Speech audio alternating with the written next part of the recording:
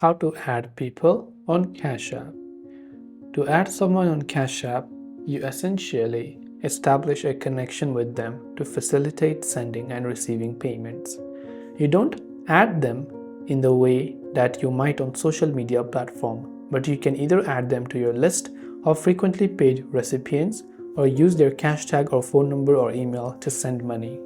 So basically, whenever you're trying to send someone money, you can just tap on the pay button right here and you can add them to your frequently paid sections.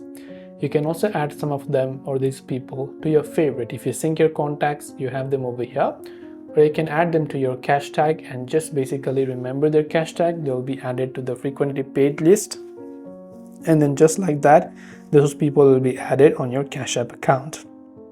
This way you can add people on Cash App. I hope the video helped you out. If you have got any further questions, feel free to also leave them down in the comment section below. As always, thanks for watching till the very end of the tutorial, and see you soon in our next video.